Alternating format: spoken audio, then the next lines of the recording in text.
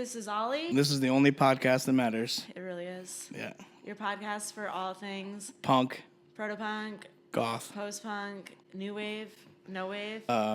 hip hop. You say grunge, share. Share. Yeah, I think that's it. Yeah, for now. mostly the history of punk. Until further notice. Yeah. Yeah. So part 2 of Jayne County today. Yay. Yeah.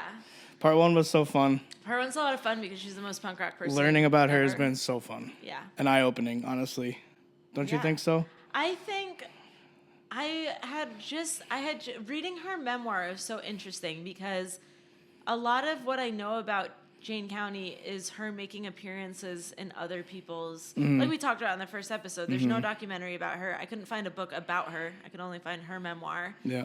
So it's very interesting to dive into her like psyche a little bit. Yeah. She's sort of a character in passing in a lot of other stuff I've read. Right.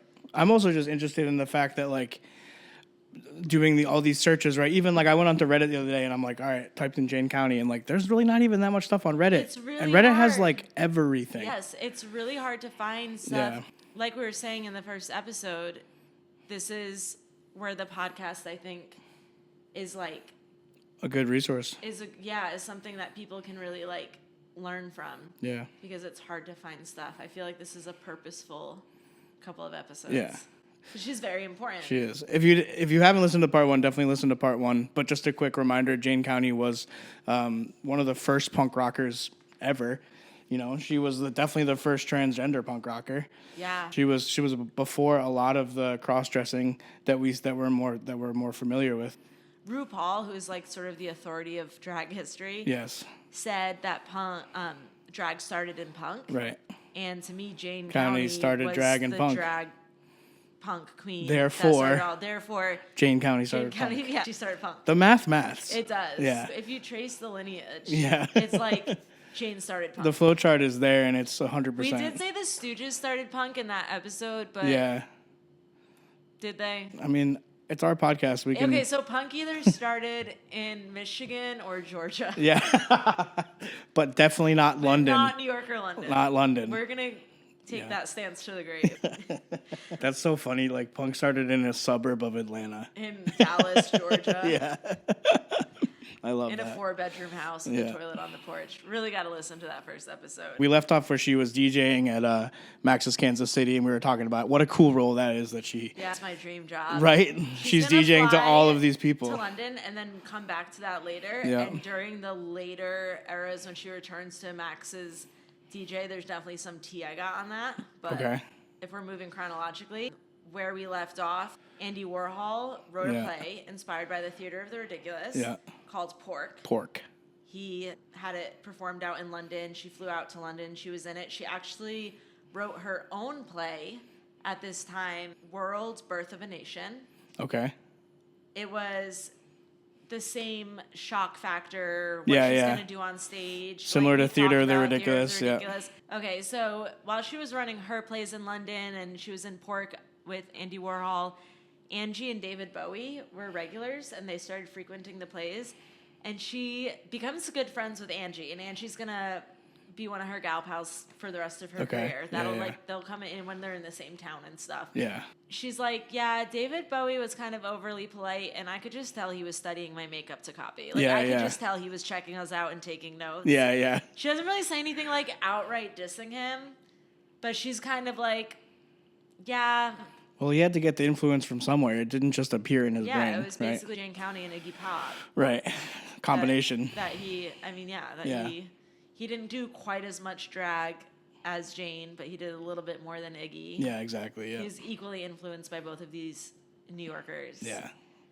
And yeah, she kind of was like, I saw him taking notes. Yeah. She called him out on it. Are we ever going to do a Bowie episode? I don't really feel like he's enough of a punk genre. No. I feel like he comes up in enough episodes that you could get an idea if you really listen to our stuff. I wouldn't expect a David Bowie episode if I was a punk podcast. Yeah. So we're doing punk, proto-punk, new wave, no wave, Cher, and not Bowie. And definitely not Bowie. Definitely not Bowie. That's going to be part of our intro going forward. Yeah. Okay, she was starting to take music a little bit more seriously. She was getting a little bit more serious about a band. She was going to call it the Jezebels. That's actually a great name. Yeah. Yeah. So this is the one we talked a little bit about before Queen Elizabeth, that we talked about in our first episode. So she starts really getting serious. She's going to call it Jezebel. Changes it to Queen Elizabeth, like we talked about the Queen from Atlanta. Right. She starts working together with Jimmy and Tommy Marcus, these brothers, these musicians. She's really focused on the lyrics and the stage persona. They're really bringing the music into the picture. Right. So with these people behind the music and able to focus on the aspect of it being the band, what she was determined to do more than ever now was take the outrageousness and sort of bigger than life characters from the Theater of the Ridiculous and turn it into a rock and roll band. Right. Like she was ready. She wasn't just making rock and roll. It wasn't really called punk yet, but she was ready to go like full drag, full shock factor. She wanted to put on a show, not just a music show. She wanted to put on a show on stage. She wanted to be a rock and roll band, Yeah. but she didn't want to not be doing drag. Right, right. You know what I mean? Yeah. It was really the first time that something was a rock band and that theatrical. And we talked about it a little bit. The people who are going to follow, like Alice Cooper, the Yeah, New York right. Dolls, all these people that did these costumes Yeah. in a way that hadn't been done before. She started doing this before she put an album out. She had been doing this for quite a few months. And she catches wind of this band, the New York Dolls, and they put an album out. One of the brothers comes up to her and is like, "Oh my God, they're doing this!" Like, and she's like, "You know what? Let them have it. Let them have it." They're a bunch of straight boys. Because in 2 weeks we're coming out and we're gonna With run our this first shit. album. Yeah. She was not threatened by them at all, and I don't like blame her for not being threatened. You know, No. why would she be? You know, No. yeah. And like, I don't think she's a competitive person. I don't think she really brags. Like when she tells the story of her life, she gives herself credit where it's due, but she has no insecurities about any of this. Right? No, not at all. I mean, I think her attitude overall is really impressive. I don't know if I could have such poise after all of the years of dealing with what she's dealt with, honestly. So Queen Elizabeth makes their first onstage debut in early 1972. Yeah.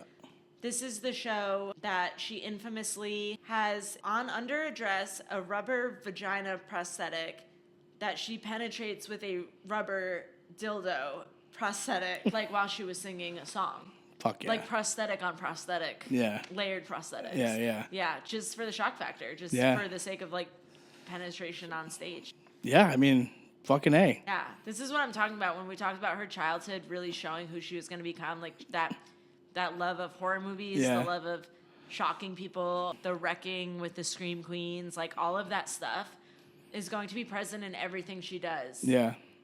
for the rest of her career. Yeah, absolutely. On her first show, On stage. premiering the band Queen Elizabeth, Yeah. and then within a couple of months, they're going to release their first album. It's going to have Goddess of Wet Dreams, Wonder Woman, Takes a Man Like Me to Find a Woman Like Me. Yeah. A lot of songs that are just unapologetically about her transgender experience. A lot of songs that, like, her music, her journey with herself, her music evolves over the years in that it's always reflecting her own journey. But her sound is very much her sound. Yeah. And you're going to find, like, right from the first album, the sound of Jayne County. And a lot of her albums have repeating songs. Yeah. There's a lot of different versions of a lot of the Right, same right. songs. So she really knows her sound from the get-go Right. and, like, really runs with that throughout her career. It's not that it doesn't progress. Like, all music evolves Yeah. as the artist evolves. But you can really hear, like, a lot of her hits are coming in hot right off that first album. And I feel like some of those songs like literally have the transition from rock and roll to punk in them. Like, Yeah. they're like half rock and roll, and then half at the end, like you're like, oh, that's what punk rock is becoming. Like you can hear it. Yeah. Absolutely. It's Yeah. almost like a format. So I definitely want to give credit to the brothers because I did look it up and like they were a lot, like you said, they were in charge of the music a lot more. So I do want to give them a little credit for like where it's due there for Yeah, sure. absolutely. Something that starts at this point, and this is going to be a point of contention at a couple different points in her career, but she's performing in drag and she's doing this thing where she's like doing these sex acts and this kind of penetration on stage. And there's a group of gay men that like cut the lights, cut the sound, and are like, you're disrespecting our community. You're making us look bad. This isn't how we feel about women. You're making a mockery of it. And she's going to start experiencing transphobia from gay men. which is very conflicting for her. Yeah, right. That's obviously a very stressful thing to try to make sense of.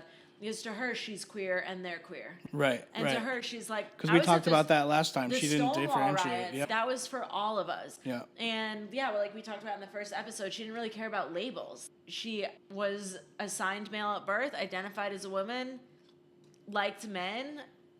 However you cut it, she considered herself gay. Yeah. And these gay men, these cis gay men, are starting to like riot against her and shame her. Yeah. And that's really complicated to experience transphobia from what you consider your community. Right. That's and not only the gay men, but her community in music too. Like she dealt with it from Patti Smith. Yes. She dealt with it from Dick Manitoba. All these people like from her other community, right? Yeah. We're doing it too. There's a lot of overlap in queer liberation and the punk rock movement, but not enough that she was completely welcome and understood on every stage and every venue. Yeah. A lot of it was overlap. There was a lot of queer, but a lot of it, I guess, still was maybe less homophobic, but still transphobic. Right. That's just got to be the cognitive dissonance. Yeah, I understand what you're saying. I stand up for you and you're not. Right. Like when I meet a woman who's not a feminist, I feel betrayed. I'm like, we're supposed to have each other's back. Right. You're being complicit in my dehumanization. Right. And it's complicated for me, and I feel sad, and I feel betrayal, and I feel angry. Like, it's complicated when you feel oppressed that somebody you consider to be an oppressed person with you doesn't have your back. Right. It's very stressful. Yeah. And she experienced that from gay men in New York at this point. We're going to see it later in London. It pops up like for the rest of her career. That's really frustrating, I'm sure. Really I can't even sad. imagine. Yeah, it's really sad. I think it's very lonely Yeah, to be... I think she did struggle with loneliness a lot. Yeah. And then she really endeared herself to people who did support and understand her. Right. That those people really mattered to her, and she had very sweet relationships. And she was fiercely loyal to them. Other queens, with Lee Black Childers, like anybody who she did feel safe with had like a really deep bond. I think that mattered to her because she was not safe in every corner of the world. Right. So we talked about in our Iggy episode the manager and producer Tony DeFries. Yes. He started off as Bowie's manager. He brings Bowie to New York. They see Iggy. They got Iggy on board. Yeah. Tony DeFries sees Jayne, and he's like, this is glam. He could tell she was starting a wave that other queens were starting to be more rock and roll. Other rock and roll bands were starting to be more like Queens. He could see this. She was outrageous. But what he did, he kind of put her in no man's land. So he wanted her around to make David Bowie look cooler and more weird. But he didn't want her to be so successful that she took the spotlight from Bowie. Yeah, absolutely. And Bowie was sort of the same way, but especially as like as the behind the scenes producer, the manipulator, like Tony signed her with the promise of making records. Keep putting it off, got her shows, got her gigs here and there, but had her in a contract where she couldn't go make an album with anybody else. And he wasn't recording her? He wasn't. He kept like making excuses. I think under that entire time, I think The Goddess of Wet Dreams, if I'm remembering correctly, was the only album she got out of that. And she only made 2 albums in the 70s. Yeah. She made 5 or 6 albums in the 80s. And during the time in the 70s, that whole time that she's sort of at the height of her like creative career, they just keep like dangling. Wait, so he has her in a recording contract where she can't record? He's like, or it's a management contract, like he's our manager? I think it's a contract with the label. That's so odd though, like where you have a contract with a label that I mean, I get you can't record with other people, with other labels, but how are they making any money off of her? You know what I mean? I'm just curious. Yeah, so Tony DeFries was her manager, and she was signed to Main Man. Okay. The label. Yeah. And they had a contract that they were recording her, and therefore she couldn't record with other people. Right. But they keep coming up with excuses. They're kind of dangling the carrot. It's just so odd because how are they making any money from her then? You know what I mean? They're getting her gigs. Yeah. They're getting her shows. So they're just stealing money from her live shows. They're making money off her live shows, but they're not putting her on big stages. I think that's a no-no when record labels take money from live shows. Like, yeah, I agree. That's not okay. They're not recording it. Yeah. What are we doing? Yeah. Yeah. So just like another in the line of ways that she was really... But they did. They put her up in a really swanky neighborhood, and her and Lee Black Childers were just like bawling out. Just like living the life. Yeah, they were keeping them happy enough. Yeah. That she wouldn't go somewhere else. She was in such a shitty neighborhood before. She really didn't come from money. She's never had money. So they were like, go shopping, live in this swanky neighborhood, show up in a limo, whatever. But they kept being like pushing off recording an album, which is what she really wanted as an artist. Right, exactly. But she also loved to be on stage, so. That's true. Yeah. She loved the photo shoots. Right. Yeah, exactly. Yeah. And the extra outfits and the stuff like that. But she was very aware of the dynamic of being used, of being Yeah. there to make Bowie look like he was part of a cool queer group, but not outshining him. Like, she was aware of why they had her At the in that time place. she was, or in retrospect? No, it seems like it came across in the memoir like she knew she was in no man's land. She knew she was in a limbo. She knew she had to get out of it as soon as the contract was up. But I think it was a long contract. It was like 5 or 10 years. That's so odd. So it's such an interesting situation. It was because she was serving so much for Bowie's interest that I think it's fine if they lost money on her. Okay. Because she was doing so much for his New York persona. Yeah, when you put it that way, that does make sense. Yeah. She's just a pawn, and he's bringing in the money. Yeah, right. The more we make Bowie look like a cool rock and roll. So they're just writing it off under Bowie expenses. Yeah, probably. Yeah, Fucked they're up. basically treating it like part of Bowie's publicity budget, probably. Jesus. Yeah. So again, so early on in her music career. No, we already talked about the fact that the Rocky Horror Picture Show was almost a ripoff of the Theater of the Ridiculous. Right. Now, she hasn't even put her first album out yet. The New York Dolls are getting a bigger name than her, completely inspired by her. David Bowie is getting his success and going mainstream and making more money than anyone else out of that scene from direct inspiration from her. Already, we're not even out of the 70s yet, and we see other people having a bigger name and more success with direct influence of her impact, her creativity, her as this like idiosyncratic, larger than life character. Yeah. This is what we're talking about. She doesn't get her flowers. No. And to this day, she doesn't get her flowers. I know. Until now. Until this 2-part episode. I'm sure she's going to hear it and be like, thank God they've Do you somebody think finally. we could send this to her and be like, do you want to do an interview? Yeah, we could definitely do that. Yeah. That would be so great. I think she would be really funny, and she might be like, you had a lot of facts wrong. Yeah, she definitely will And go I'd off be like, on some I got tangents. them from your memoir. Yeah.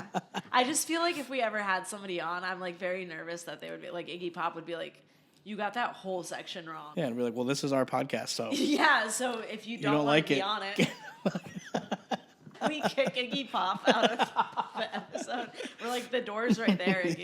Yeah. And then we just talk about him for the rest of the episode. Yeah. Are you wearing a damn shirt right now? Yeah, this is my favorite damn shirt. That's a really good shirt. I know. It's my favorite damn shirt. Thank you for noticing. Somebody passed away this week, the guitar player. Yes. I can't remember his name. I can't remember his name either. But they showed his like isolated guitar from that song from Neat Neat Neat, and I was like, it was Neat Neat so, Neat is a banger. It's such a banger. Yeah, that whole album is really good. Yeah, it Also, is. David Johansen just passed away of the New York I know. I was gonna Dolls. bring that up at the end, and like, cause that's a really heavy. Yeah, we lost 2 pretty big players Yeah. in first wave punk in the last week or 2. Somebody posted a picture of the New York Dolls album cover where they're all sitting on the couch. You know which one I'm referring to. Yes. And it's just a picture of just the couch because Yeah, they're I all have a because poster they're of all that. gone now. He So was the it's- last one, He you're was right. the last one. You're right. Yeah. That's really sad. Yeah. He was performing very late into his life. He played still. at Pop like 4 or 5 years ago. Yeah. I wish I'd known, Yeah. but Yeah, he was very talented. rest Very in cool. peace. Rest in Yeah. power. Yeah, to both of them. Yeah, for real. Yeah, we're getting to that point where, like, We're gonna start losing a lot of. first of people. all, a lot of these people didn't make it out of the 80s Yeah. with the drug use and AIDS epidemic that we'll get into in our later episodes and stuff like that. And then the people who did live, they're in their 70s, 80s, 90s now. Yeah. So, how much longer do we have before Iggy? We gotta get Iggy. We gotta get Iggy. We gotta get him in here so we can kick him out ASAP. Right now. While we can. We gotta kick Iggy out of the studio today. Iggy's like Keith Richards. He'll never die. I want to do a mini episode, Who Should Be More Dead, Keith Richards or Iggy Pop, where we debate which one's more miraculous. I think they're both got I'm going Iggy Pop should be more dead. Yeah. Because they were both rock and roll, but Iggy Pop also invented punk rock, and therefore... Iggy Pop literally like hurt himself on stage regularly. Yeah, he wasn't just doing the drugs and sex and rock and roll. He was also doing like self-mutilation Yeah. on stage. Like he could have And died like getting on into stage. fights with a lot of people. Getting into a lot more fights. You're right. It's Iggy. We've decided that was okay, easy. so should I just... That's... so that we don't need an episode. Just get rid of that. I'm gonna put that out as an episode. Okay. Remember when David Bowie and Iggy Pop went to Berlin to get off drugs in the 80s? Or we'll get They're sober. like, we'll go there. Let's get sober where there's more high quality heroin than anywhere else in the world. So dumb. Okay. All right, let's get back on track. So Main Man did, to their credit, I don't know, this was also probably to just keep her satisfied, but they did fund a show called Wayne and the Trucks, which was, that was a really good face. I could just leave it at that. That could just be... Wayne and the Trucks? Wayne at the Trucks. Based on... Wayne at the Truck? Wayne at the Trucks. Okay. That was based on there being trucks down by the docks where sex acts would happen. And this was a show, like a concert? No, it was like a theater, I guess like a play. Okay.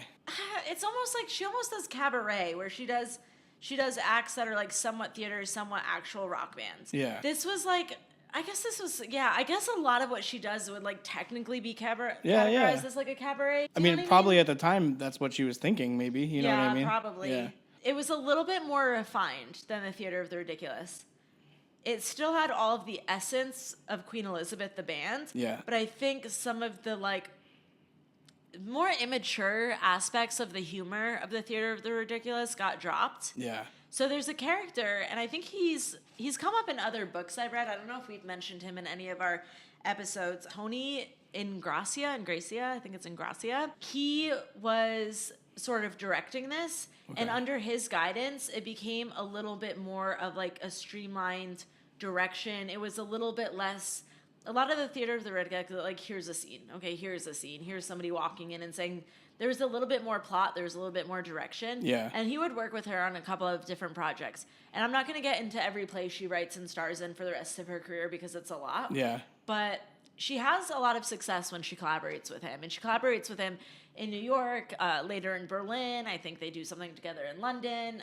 That's awesome. I think if you want to know about every play she's ever done, the memoir's a pretty easy read. Yeah. But this is a guy who will like really work well in giving her really wild, spontaneous, like spurts of energy that she brings to the stage.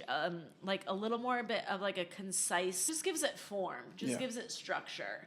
And they work really well together because he understands her. He understands the shock effect.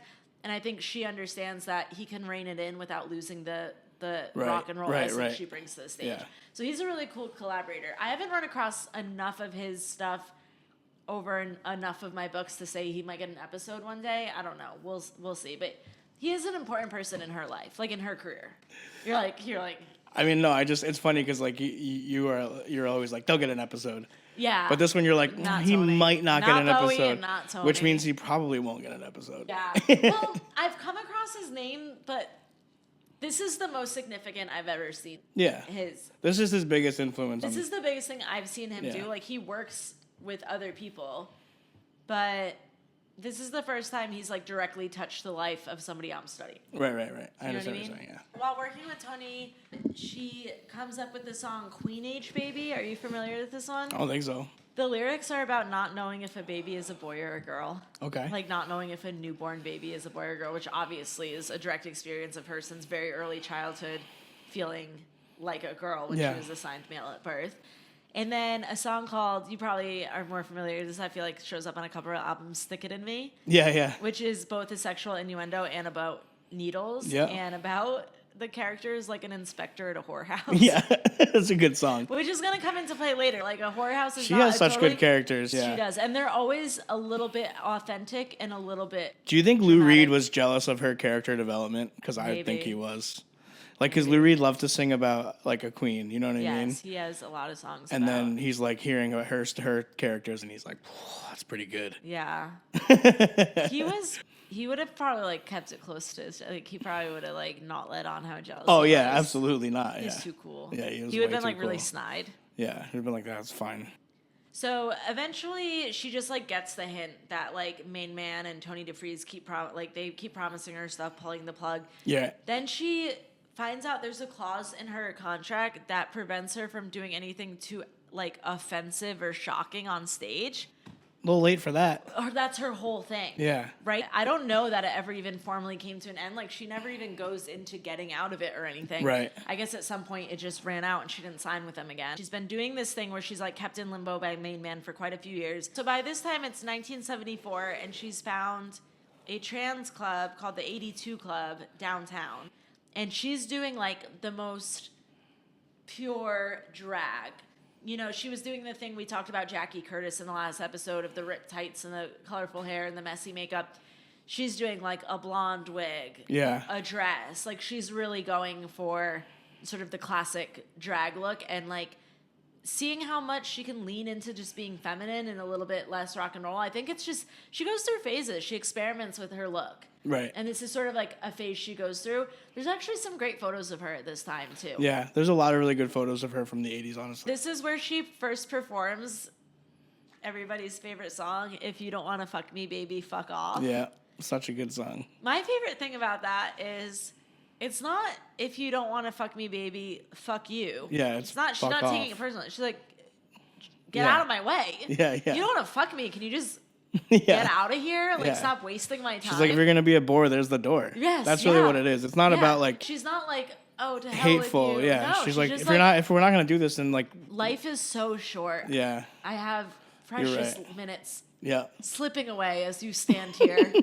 Not And if wanting you're to not fuck going to fuck me, then I got to go find there's somebody a else line who of is. people. Yeah, exactly. I've got to get to them. Yeah. I think that's such a funny thing because in my head, when I first started listening to Jayne County, in my head it was, if you don't want to fuck me, fuck Then you. fuck off, That was yeah. what I remembered. And then the first time I really sat with her songs and really was paying attention to them, I was like, no, it's fuck off. Yeah.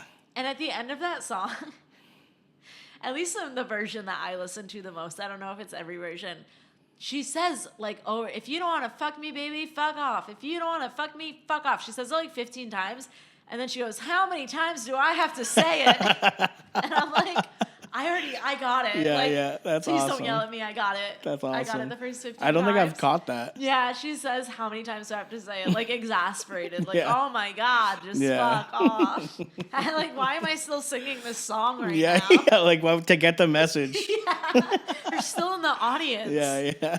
That's awesome. It is such a great song. If you have not listened to it, please do. It's one of the most, like, if you just want one song that gives you an idea of her character and all of her music, Yeah. her persona on and off stage, especially what she writes in her music. Her sense of humor, clearly, right? Yes, she's very funny. Yeah. You got to watch interviews. Yeah, exactly. To really get her. And to hear that accent, I'm in love with it. Now it's 1976. She's done with Main Man Records, so they take her out of the swanky apartment that Yeah. her and Lee were living in. Usually the way that record contracts work is like she owes albums, and once she gets them the albums, then she's out of the contract. Yeah, and So- they but they only got- didn't want the albums. So then that's so odd. I really want to look that up. I know. I found it very confusing too. Yeah. Unless it just, I don't know, we're used to like a different. But clearly it wasn't that big of a deal to her how she got out of it since she didn't bring it up, right? Yeah, I think they both probably wanted out. Yeah. So like it probably just She doesn't dissolved. like say it like with bad. Right, blood. right, She right. doesn't like talk about it. So the contract was over. Yes, the contract's over. She's living in like a very shitty Right, back- apartment in like back an into the unsafe village or something, neighborhood yeah. with Lee. And she'd been doing drag for a long time, but her look off stage was still kind of going between being feminine and being kind of androgynous. I think she was getting more and more comfortable on the stage. It's still going to be a little bit longer before we see her just fully embrace like her trans identity. Yeah. It's going in that direction. She's being more and more feminine on stage, but she's still presenting very androgynous. I think at this point in time, she's living in a very unsafe neighborhood, and she doesn't want to draw any more attention to herself. Right. She's not with all the Scream Queens wrecking and having like a whole bunch of allies with her. She's kind of a solo character in this neighborhood in New Right. York. It's just all this to say, there's still so many times she's unsafe. Right. As much as we find her like building a career off being queer and finding these other queens and having community and her roommate Lee supported her and he was a gay man, like she's still going to for the rest of her life. I mean, even today, find herself in dangerous corners of the world for being herself. That's so true. Yeah, like she's always going to be fighting. Yes. So she finds this organization. She gets in touch with a doctor who is a trans woman herself who specializes in helping people with hormones and surgeries and all this stuff. And she's Yeah. like starting to like come to terms with really what her identity is, exploring what her options are. And she has this amazing doctor. She's like, she's been on and off hormones for a while.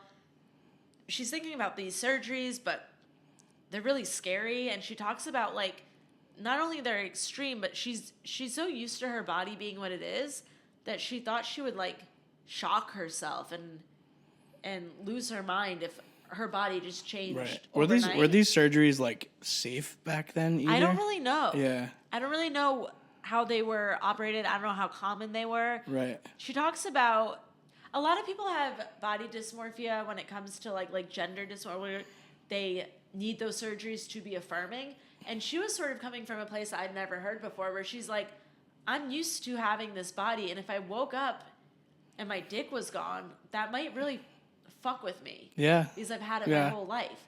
So it was really interesting. So she talks to this doctor, and she's like, I don't know, am I trans? Like, I don't know.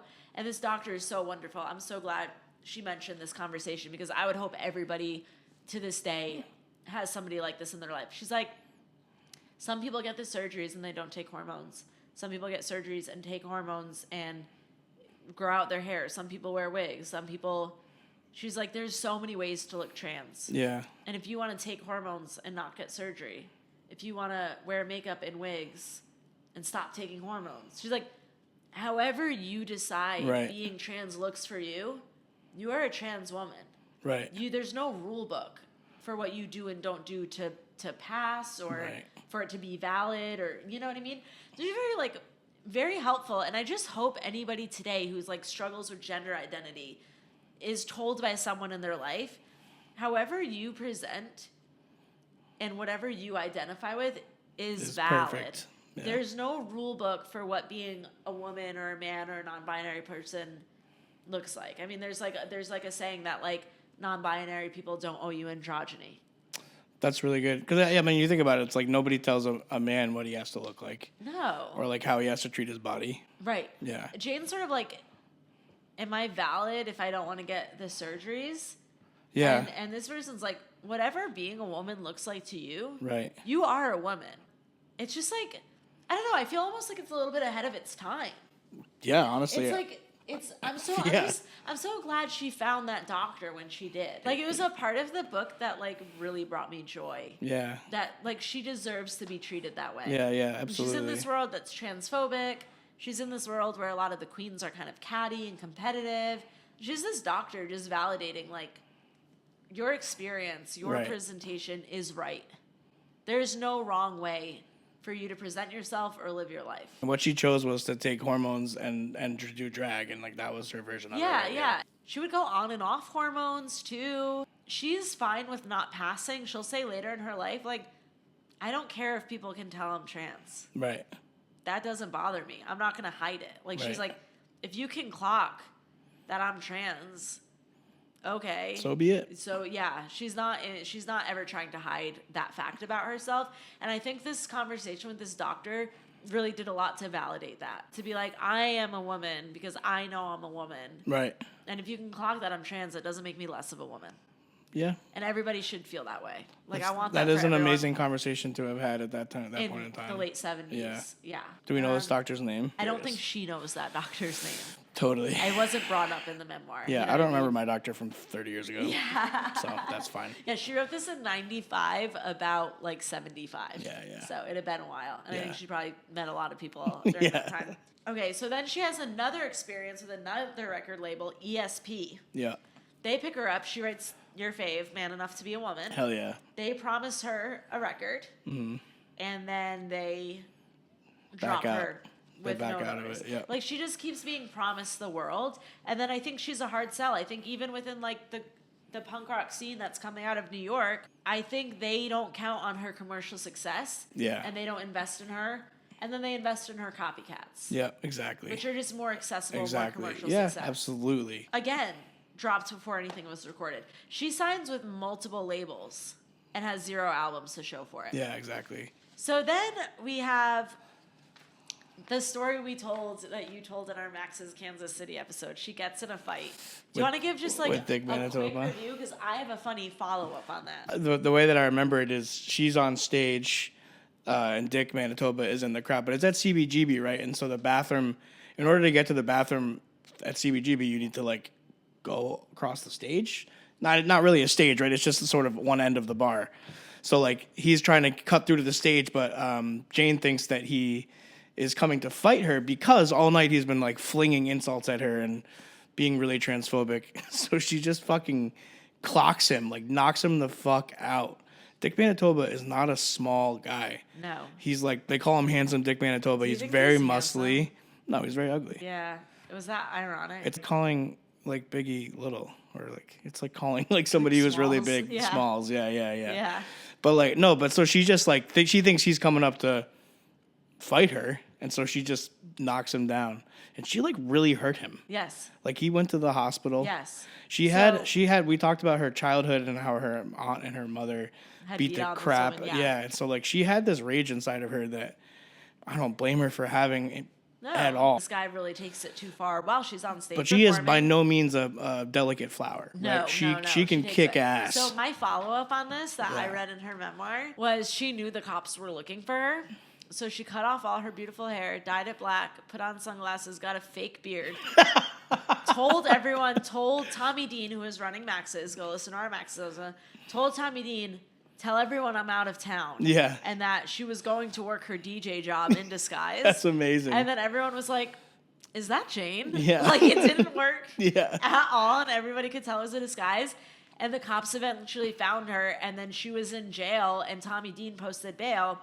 And then Max's Kansas City threw a benefit to support her and get her out of, like, her court. And all the New York Dolls showed up to testify Does for that mean her that at fucking court. Dick Manitoba pressed charges against her? I guess. What a little bitch. He's such a loser.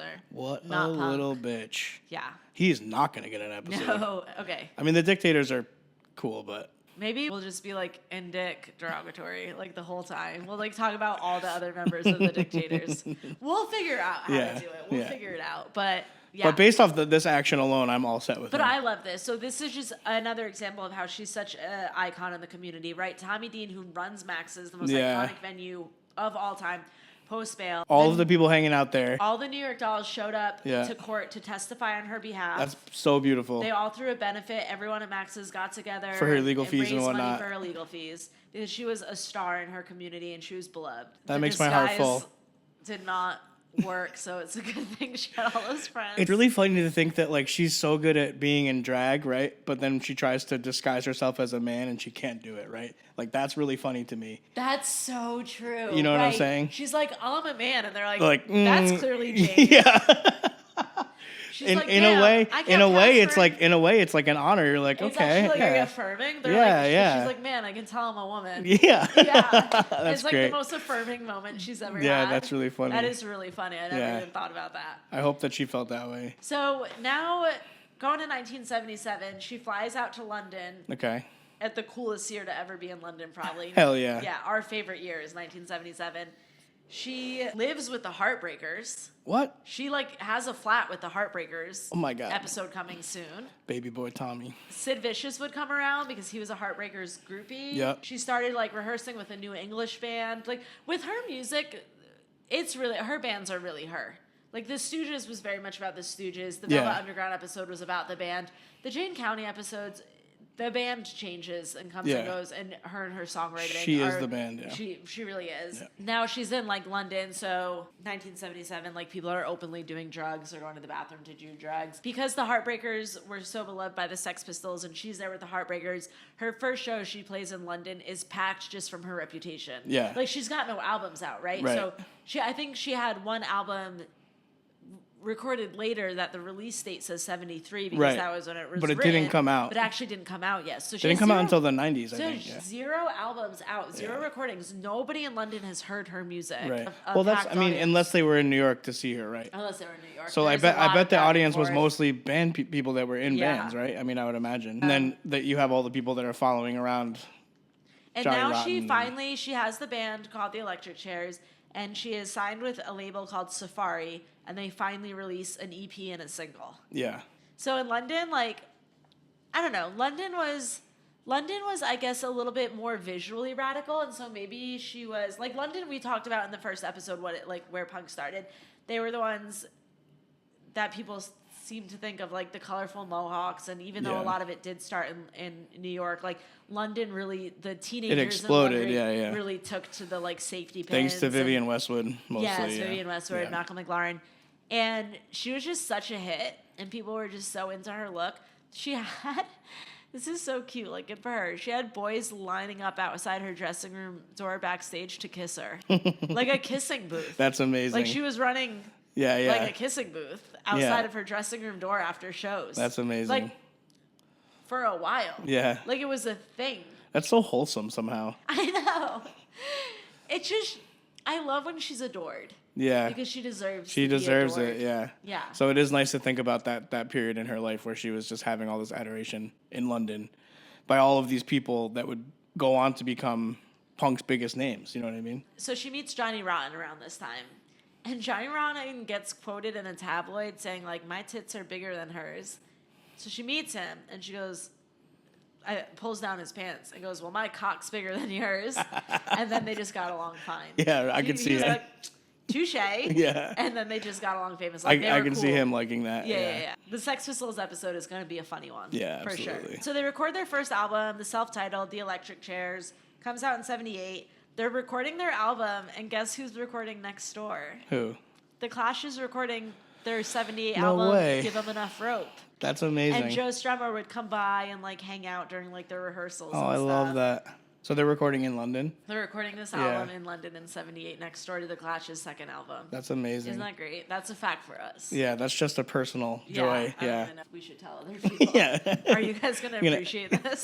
You gotta edit it out. Just keep it I going. save it for the Clash episode. Yeah. And then straight away, so I mean, they finally get a little momentum. So they record the self-titled 1978, and they immediately get to work on their next album, Storm the Gates of Heaven, which I think came out in 1978 or 1979. It was right on the tails. They banged out 2 albums. Like Yeah. she finally gets the chance, and She's she's got all just got these a lot of songs. stuff ready Yeah. to go. Yeah. And so 2 of her, I don't know, 7 or 8 studio albums were right back to back when Yeah. she finally got signed after years of empty promises. Yeah. Which is like good for her. Yeah. Like that must have felt so good. Yeah, absolutely. And she had such a, you're right, like such a wealth of songs. She's got to get them out. A lot of these songs are about her religious upbringing and like not necessarily straight up rebellion, but sort of grappling with them.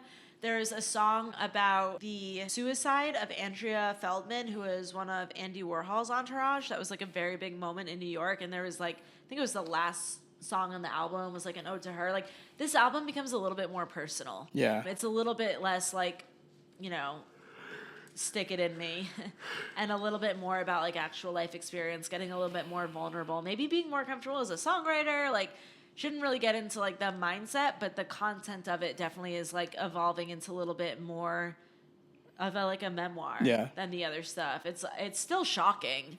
I think it's not just shocking. Right. The music is definitely evolving. At this point, like critics are starting to take her more seriously. They're starting to see past the shock value. They listen to this album and it shows that there's a little bit more depth to the content, and she's being more serious, and so she's taken more seriously, and it really works. And I think this is something like she's really proud of, and I think it's where she starts to learn that she can be serious and outrageous at the same time, which she will manage to do very well for the rest of her career. Yeah. Well, she just found her identity more so, or she had found her identity better by that point and was just more comfortable being herself, right? I see it that way too. And then from here, she does Berlin, and Berlin is like a really significant time for her. She's there for like 4 years. Mm-hmm.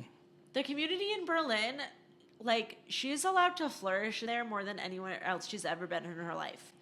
She meets a ton of other queens, does shows, like she takes to all these friends super quickly. Like there's entire neighborhoods where men are coming. Even still, I'm sorry, just to think about so she's obviously in West Berlin, right? Yes. And just you think about like the culture in Berlin at that time. It's so interesting that it was such a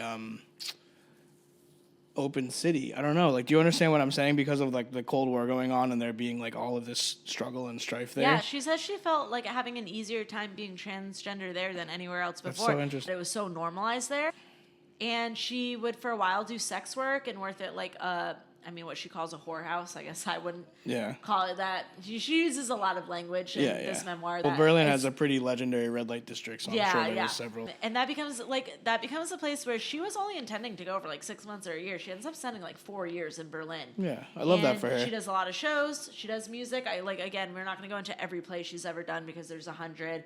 But she really finds a home. She finds a community in Berlin. It becomes like a very significant part of her story. So much so that when she returns to New York eventually, she almost has like culture shock back in America. Right. She literally has to readjust to life in America after this time in Berlin. She gets very comfortable there. Right. I think she really shines there.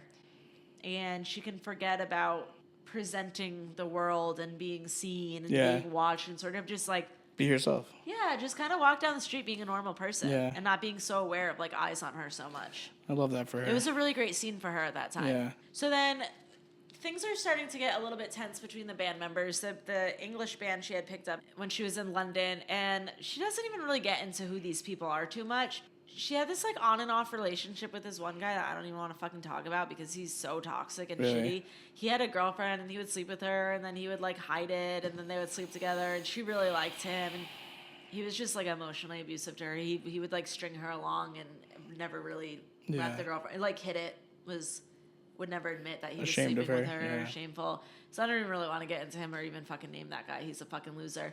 But the band started getting tensions. They had this on and off thing. It was really dramatic. It was really traumatizing for her. They get the album together, Things Your Mother Never Told You. Mm-hmm. And she said, like, the sound of that album is the sound of the band breaking up. By the time they're done recording this album, that's it. So it's very interesting. Like, her first album, it's a lot of the shock in the theater of the ridiculous. The second album, it's a little bit more personal. And now the third album is tension as a group. Very interesting that like I think if you just sit down and listen to her albums and you don't know a lot about her, you wouldn't really be able to differentiate. No, I wouldn't have known that. But now if you go back understanding what's going on in her personal life, these albums start to really stand out from each other. It's just a really good example of how like being nerdy and knowing your stuff affects your experience as a listener. Yeah, absolutely. And her discography is totally different to me now after I've had that experience before. I did it a little bit with the Stooges. And I knew their music pretty well. Right. But I hear the differences in the albums a lot more after doing that episode than I ever did before. We really got into the recording of it. We did, yeah. And unfortunately, she doesn't really go into the recording that much of any of these albums. Even this being a part 2, it's still a lot of just like memoir. Usually but I mean, I don't think that like that's as an important. I think that what's more important is her life experience to me, at least personally. Yeah, I think she was an icon and an actor just as much as a musician. Yeah. And I don't think she spent the time writing and recording. I don't think her significance is just as a singer. Yeah. And I don't think she saw herself just as a singer. No, I think she was an artist. Yeah. And we're just talking about her living And that's her how life. she identifies now as an artist, So I'm just going to say, like, for the sake of this not dragging on and not being a 3-part episode, there's the rest of the memoir is a super fun read. It's a super easy read. I think if you're interested in more of her stories and her anecdotes and following her career a little bit more closely, it's one of the easiest reads. Or listen to any interview with her because she's got some stories. A lot of her interviews, right. So for the rest of her career, we're in the 80s now. This memoir was written in 95. For the rest of the time, it's like she does a year in London. She does a couple more years in Berlin. She's back to New York. She's back to London. Different plays, different people she collaborates with, being a sex worker, being on the stage. Like, a lot of this, I think we've set the tone for the different types of art she makes, the journey she goes on. She's always, like, stays at a place a little too long, gets restless, and then books it to the next place. And she's always ready for the next big thing. Is she a fucking Sagittarius? She's a Leo. Oh, okay. Fire sign. Right, of course. Yeah, the fire sign that belongs on the stage. Yeah. Out of all of the signs, if there's a stage presence sign, it's a Leo. It's a Leo. So what I'm going to end on, it's been 20 years since she's gone to Georgia. And she goes back home and she sees her family and she understands that in order to have a relationship with her family, she has to sort of compromise. She has to play herself down. She doesn't seem sad or bitter or like she felt like she's betraying herself. She just says very matter-of-factly, like, my family is more conservative. I had to do less drag. I had to present more androgynous. as I got older, I got less rebellious, and it became more important to me to be in touch with my roots. Yeah. And it's just sort of a trade-off for her. It doesn't, I don't know, I feel like I would have a hard time just not being myself. But to her, she treats it as this very practical sort of, it's like in exchange for spending time with my parents, I have to present in a way that is acceptable to them. Right.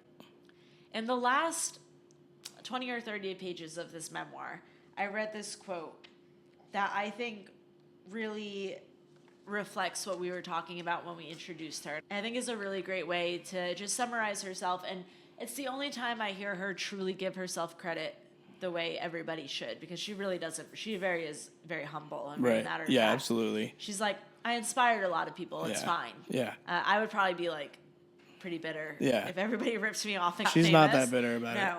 She reflects on being a trans woman and in the punk scene. It got me a lot of attention, but it stopped me from really making it, from being recognized for what I had to say. I'd like to be given due credit for my work. Everyone should be entitled to that, whether their work is punching a computer, doing housework, or doing rock and roll songs. I'm not bragging, but I think I was a pioneer in a certain way. What I and a few other people were doing had a big impact. I started out as a man who dressed up in outrageous costumes and makeup and worked in a very real rock and roll format, and that was something new.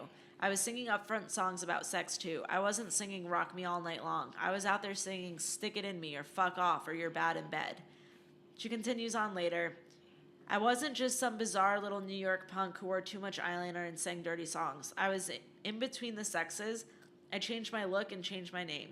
People came up behind me and took my basic ideas, watered them down, and made millions while I had to go out on the game. Good for them. I couldn't play the music industry game because what I was doing on stage and on records was just an extension of what was happening in my life. It was never a gimmick or a marketing device. I never thought about what was acceptable because that wasn't the point. I was being myself, trying to tell the truth about the world I lived in. That's amazing. Isn't that sort of what we were trying to say the whole time? I mean, I'm not surprised that she said it better than us. Yeah. Oh, she was more poignant about her lifelong experience. Turns out she knows herself pretty well. But the way that she handled, I don't know, man. I don't know if I would be so cool about everybody just. That's how I riding feel. my coattails. Not even riding my coattails, just like stealing my coat. Ripping me off. Yeah. And she's like, they made millions. And she's like, but I wasn't trying to be acceptable. But you know who made millions really was just the record labels. Like, these bands did not make millions. Well, yeah, the New York Dolls aren't even as famous as they should be, and they're exactly. got more famous than her. Yeah, exactly. And when we do our New York Dolls episode, I'm going to be like, criminally underrated band. Yeah. But still got more success than her. Yeah. Inspired by her. Exactly, yeah. And yeah, she's very graceful about it. Yeah, but people like David Bowie did make millions and definitely were influenced by her and definitely stole things from her. And yeah, absolutely. She seems to have a really big heart, honestly. Yeah. Don't I you think she's a great character. I think she's one of just the best people we've talked about yet. I think she's a really good person. Right. I think a lot of people can get toxic one way or another in the sex, drugs, and rock and roll lifestyle. And I think at any given point, she's really solid. Yeah. And just has a really big heart. Yeah. And that's Jayne County. What an amazing human being. Sweet. Yeah. And super talented and super underrated. Please listen to her music and also listen to her interviews if you haven't, because her accent is so... You have to hear some of these stories in her voice, otherwise I just don't ring the same. You know what I mean? Yes, I agree. Yeah. I think if you're going to read her memoir, I highly recommend it. You can breeze right through it. It's a very fun read. Watch at least what is one it called? Interview. Man Enough to Be a Woman. Oh, hell yeah. Yeah. I mean, that's it right there. It really sums up a lot about her. That is. Yeah. It's one of her hits. That's awesome. We're going to be back with, I don't know what we're doing next. I think we're doing I think I do know what we're doing next. We're doing the Modern Lovers, aren't we? Yeah, that's right. Yeah. We're going to be back with Jonathan Richman and the Modern Lovers. Yay. I found one book on that, too. It's also very hard to find stuff on Jonathan Richman. It's weird, like the people we hang out with, he's such a huge person. I've seen him so many times. And then so you think about, like, I just assume the world knows about him. This is really funny. Like, you, me, and my brother are all like, yeah, the best band in the world is The Clash. Yeah. And then I met this guy who was like, I've never heard of someone's favorite band being The Clash. And I was like, what an idiot. And I was like, do you know 3 people? Like, how could you possibly not know anyone whose favorite band is The Clash? And then I thought about the corner. Do you know of the me world. Or my brother or one of my best friends? I was like, do you know me and 2 other people I hang out with every day. Because if you don't know us, I don't imagine how you could. I didn't realize. Even people who like The Clash, it's not like their favorite band. Yeah, that's interesting. I don't know. I didn't Fucking realize A, people though. who have been at Jonathan Richman shows in the same room as me don't know his lore. Right. I didn't exactly. realize like we are nerds for a very niche. I knew this was a niche podcast. Yeah. I know that this is for a very small percentage of the population, but to the people who like this kind of music, it's a great thing, I think. Well, the more research we try to do, the more we realize like there's not a lot of shit out there about this stuff. We're doing a lot of digging. I mean, the Iggy Pop, I have 5 books about Iggy Pop. Yeah. And I read a few of them back in the day, and I read one of them for this, and there's a lot of stuff out there. I have a book about the New York Dolls. I also have books on individual members of the New York Dolls and their careers that went after that. But a couple of these episodes of these really important people, we're really digging. We're really doing some research, which is fun. We're out there putting in the hours for y'all. We are. I think the more we come across these bands that there's not a lot out there, the more useful this. Yeah. Like, I would like to be able to listen to a podcast episode about Jayne County. Unfortunately, we just made the first one. So I guess I just have to listen to our podcast if I want to. But that's cool. It makes me feel like we're doing something cool. No, it is. I mean, I enjoyed learning about her more than I have about anything, like any other band that I've read about, really, except for The Clash. Yeah, we're going to have a lot of fun with that episode. Yeah. I've just also done a lot of independent research on them. Me too. Yeah. I've read more books about The Clash than anything else in my entire life. Yeah, absolutely. Yeah. Anyway, this has been The Only Podcast That Matters. Thank you for listening or watching. If you didn't like it, go ahead and get your own fucking podcast. Go get your own fucking podcast. Yeah, but be prepared for like a lot of work. It's a lot of work. If you make a better episode about Jayne County than us, good for you. We'd love to listen to it. You would be ripping us off and making more money after something we did. Peace.